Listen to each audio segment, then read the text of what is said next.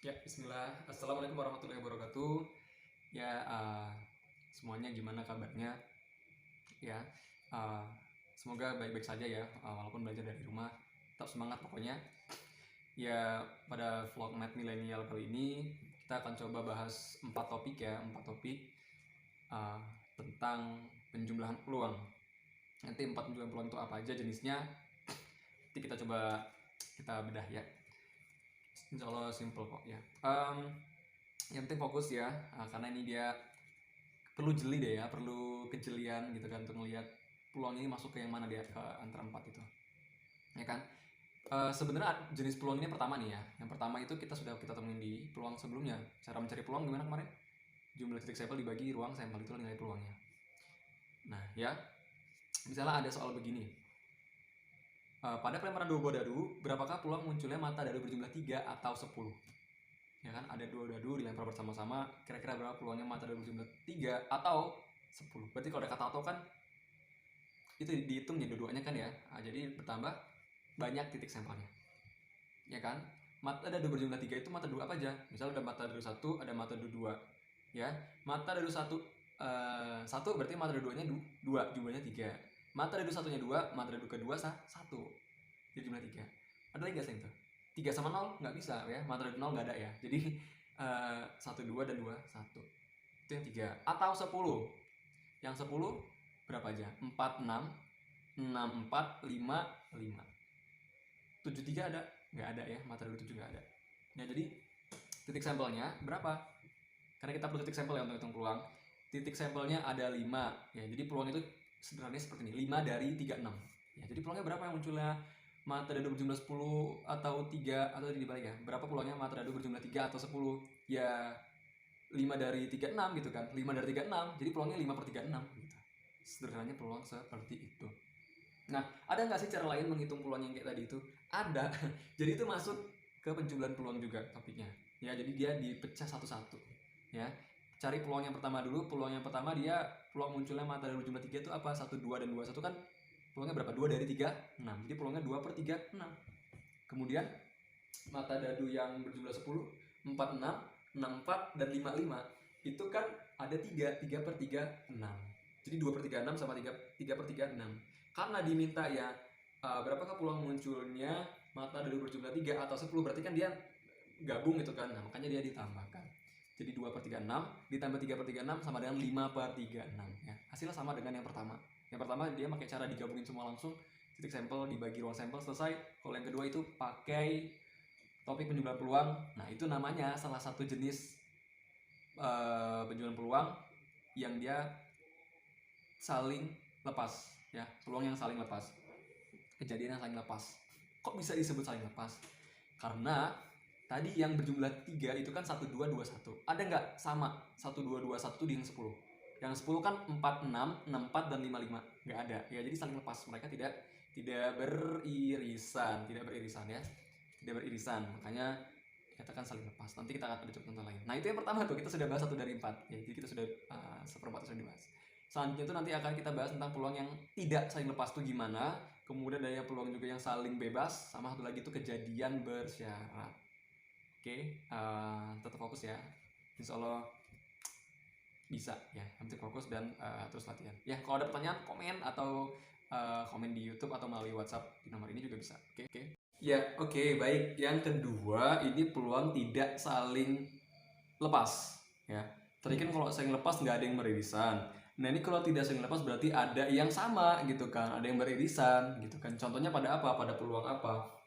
Misalnya ada kartu bridge ya. Kartu bridge itu yang ada kartu lambang hati, lambang diamond ya, ada dari angka 2, 3, 4, 5, 6, 7, 8, 9, 10. Ada gambar Jack, Queen, King, dan juga as tanpa joker ya. Ini kita tanpa pakai kartu joker. Bukan berarti untuk main kartu ini kita ya. Kita untuk menghitung peluang pada hari ini gitu kan. Bisa lagi nih, ada soal, ada satu kondisi. Ini contoh kejadian tidak saling lepas, berarti ada yang beririsan. Coba nanti kita lihat beririsan di mana. Coba nanti kita perhatikan ya beririsan di mana. Coba fokus. Sebuah kartu diambil dari tumpukan kartu bridge secara acak. Coba kalian tentukan peluang dari kartu yang terambil adalah kartu hati dan kartu bergambar King, Queen, Jack. Nah, berarti kan ada dua kejadian nih. Kejadian yang A kita namain nih. Kejadian A itu yang keluarnya kartu hati. Dan yang kejadian B kartu bergambar King, Queen, Jack. Ya kan? Jumlah kartu bridge itu semuanya ada 52.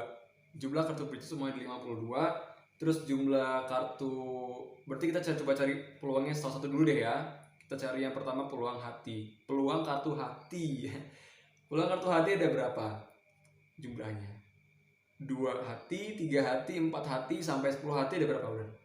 9. Ada Jack, Jack hati, Queen hati 11 udahan ya. Kemudian King hati 12 sama As hati 13. Jadi kartu yang berlogo hati ada 13. Jadi peluangnya berapa? 13 dari 52 kan seluruhnya. Jadi 13 per 52. Itu untuk yang kartunya hati aja. Terus peluang bergambar. Peluang kartu bergambar berapa? Bergambar King, Queen, Jack ya. Yang bergambar kan dia ada lambang hati ada, terus ada lambang diamond ada, dan scope dan lain-lain ada kan, yang warna merah sama hitam itu. Jadi masing-masing ada 4. Yang Jacknya ada 4, Queennya ada 4, Kingnya ada 4. Jadi ada berapa tuh? Ada 12. Jadi peluangnya berapa? 12 dari 52. Jadi peluangnya 12 per 52. Oke. Nah ini nih ya, kenapa dia dibilangin tidak saling lepas? Karena ada yang beririsan tadi tuh. Ada yang beririsan. Di kartu hati ada gambar Jack, Queen, King. Di kartu gambar Jack, Queen, King ada gambar hati gitu kan, ada logo hati. Jadi dia beririsan tuh 3 itu ya. Terus gimana cara nyari peluangnya? Kalau yang pertama tadi kan kejadian yang saling lepas, dia hanya caranya peluang A ditambah peluang B, atau kejadian A ditambah kejadian B. Kalau yang sekarang nggak begitu cara nyarinya. Cara nyarinya peluang A ditambah peluang B, terus dikurangin peluang dari yang irisannya ya. Kita sudah nyari peluang A yang kartu hati sudah 13 per 52. Oke, sip. Kemudian yang kedua kita udah nyari peluang gambar Jack, Queen, King ada. Jack, Queen, King ada 12 per 52. Oke. Terus yang terakhir yang irisannya ada berapa?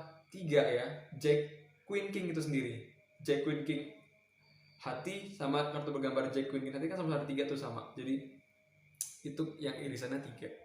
Supaya fair gitu peluangnya, makanya double itu dia dibuat adil, jadi dikurangin dengan peluang irisan ya. Jadi hasil peluangnya adalah peluang A atau B. Peluang A gabung B sama dengan peluang A ditambah peluang B dikurang peluang irisannya. Peluang A 13 per 52, peluang B 12 per 52. Berapa dijumlahin? Bisa ya, karena penyebutnya udah sama. Jadi 25 per 52 dikurang dengan 3 per 52. Yang irisannya kan 3 per 52 tuh tadi peluangnya 3 dari 52 ya. Jadi peluang akhirnya adalah 25 per 52 dikurang 3 per 52 sama dengan 22 per 52. Itu untuk peluang yang tidak saling lepas. Selalu mudah ya. Itu yang. Nah, yang ketiga adalah kejadian yang saling bebas. Ya, jadi kejadian saling bebas ini maksudnya ada 2 kejadian peluang yang akan dihitung ya kayak sebelumnya, tapi kejadian pertama tidak berpengaruh pada kejadian kedua.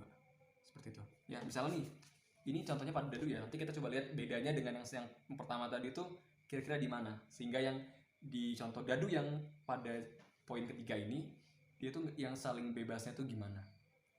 Ya. Pada percobaan pelemparan 2 dadu, coba tentukan peluang munculnya angka genap pada dadu pertama dan angka ganjil pada dadu kedua. Ya. Jadi diminta dadu pertama itu genap, dadu keduanya ganjil. Ya. Itu gimana? Ya kan? Kejadian kita namain dulu nih, yang genap itu jadi kejadian A, yang ganjil jadi kejadian B gitu kan. Seperti itu. Kalau kejadian saling bebas ini dia rumus mencarinya adalah peluang A and B, atau peluang yang dia saling bebas AB saling bebas sama dengan peluang A dikali peluang B. Seperti itu. Karena dia 2 kejadian yang dia tidak berpengaruh satu sama lain. Ini jadi kita cari 2 peluangnya kan. Peluang yang pertama genap. Genap itu apa aja? di dadu angka 2 genap, angka 3 ganjil ya bukan, jadi 2, 4, 6. Yang ganjil 1, 3, 5, 7 nggak ada ya. Nah jadi kita cari yang peluang yang pertama dulu, yang A. Peluang yang pertama itu kan yang genap 2, 4, 6 ya. Jadi peluangnya berapa? 2, 4, 6. Dadunya tidak saling mempengaruhi, jadi nggak seperti yang pertama kan. Yang pertama kan kayak jumlah dadu gitu kan, jumlah dadu 3, jumlah dadu 10. Nah ini dia dadu pertama dia harus genap, dadu kedua dia ganjil, tapi nggak saling berhubungan, tidak seperti yang perhitungan pertama kan. Yang pertama kan dia dua dadu itu saling berkaitan karena terkait jumlah 10, jumlah 3 gitu ya. Nah ini untuk yang dadu genap itu peluangnya berapa? Oke, ini nyari peluangnya seperti biasa. Ini kita namain peluang A yang genap. Peluang A sama dengan NA per NS sama dengan apa? 3. Kenapa 3? Karena titik sampel ada 3. 2, 4, 6 kan ganjil dari 6. Dadunya kan 1 dadu 6. Ini dadunya terpisah ya. Jadi 3 per 6. Oke. Kemudian yang kedua, dadu yang kedua itu ganjil, ada 1, 3, sama 5. Jadi titik sampelnya ada 3 dan ruang sampelnya ada 6. Jadi berapa? 3 per 6 sama dengan setengah juga ya, sama. Nah karena ini peluang yang saling bebas ya, maka dikali 1 per 2. Tadi kan peluang A kan 3 per 6 disederhanakan jadi 1 per 2, sama-sama dibagi 3 ya. Kemudian yang peluang kedua juga 3 per 6 ya, disederhanakan jadi 1 per 2. Jadi peluangnya 1 per 2 dikali 1 per 2 sama dengan 1 per 4. Nah itu contoh dia peluang yang saling bebas ya, saling bebas, dia tidak terkait satu sama lainnya, emang terpisah tapi diminta peluang itu berapa, peluang gabungannya, seperti itu ya. Baik, jadi terakhir tentang peluang bersyarat ya. Jadi ini maksudnya ada 2 kejadian peluang. Jadi peluang kejadian pertama itu mempengaruhi kejadian kedua ya. Misalnya pada pengambilan bola pada suatu kantong misalnya ya, misalnya ada 9 bola dalam satu kantong yang terdiri dari 5 bola merah dan 4 bola hijau ya, merah sama hijau. Jadi totalnya berapa bola satu kantong itu? Ada 9 bola. Oke, ada 9 bola. Terus ini ditanya gini, berapa peluangnya terambil 2 bola diambil salah satu ya. Bola pertama itu adalah bola merah, dan yang bola pengambilan kedua adalah bola hijau. Oke, berarti gimana caranya? Ya ini nanti pakai atur perkalian. Jadi ada dua peluang, kejadian satu, kejadian kedua nanti dikalikan. Oke, kita cari kejadian yang pertama dulu. Kejadian pertama kan dia bola merah, dari 9 bola merahnya ada 5. Jadi peluangnya berapa? 5 dari 9. Peluang bola merahnya 5 per 9. Oke. Pengambilan tanpa pengembalian. Berarti kalau dari ambil 1 dan itu dapat peluangnya, berarti nggak dibalikin lagi bolanya. Jadi bolanya berkurang kan? Nah jadi bolanya berkurang. Terus yang kejadian yang bola hijaunya jadi berapa? Tadi kan bola hijau ada 4. Sisa di kantong ada berapa? Bukan 9 lagi, tapi 8 karena 1 sudah diambil kan. Jadi peluangnya berapa? 4 dari 8. Nah, peluang bola hijau 4 dari 8. Cara jawabnya gimana? Cara jawabnya peluang A dan B, tadi kan soalnya A dan B ya. Peluang A dan B sama dengan peluang A dikali dengan peluang B ya. Tadi ya inget ya, berpengaruh ya. Peluang B nya kan dia ruang sampelnya berkurang karena sudah diambil di peluang A gitu kan. Jadi peluang oke, jadi gimana cara carinya? Peluang A dan B sama dengan peluang A dikali dengan peluang B setelah A diambil. Jadi kita bisa menuliskan seperti ini. Misalnya kan tadi kan bolanya merah sama hijau, jadi P buka kurung M dan H merah dan hijau sama dengan peluang merah PM dikali dengan P buka kurung. Jadi penulisannya ya H/M. Maksudnya apa? H/M, peluang terambil bola H hijau setelah M terambil. Oke, sama dengan peluang bola merah tadi berapa? 5 dari 9, 5 per 9 dikali dengan 4 per 8. Karena tadi kan ruang sampelnya sudah berkurang 1. Berapa jadi hasil akhirnya? Coba dihitung. 5/9 dikali dengan 4/8, atas dikali atas, bawah dikali bawah. Kalau pada pecahan perkalian biasa ya. Jadi 20, 5 kali 4, 20 per berapa? 9 kali 8, 72. 20 per 72. Bisa disederhanakan? Bisa.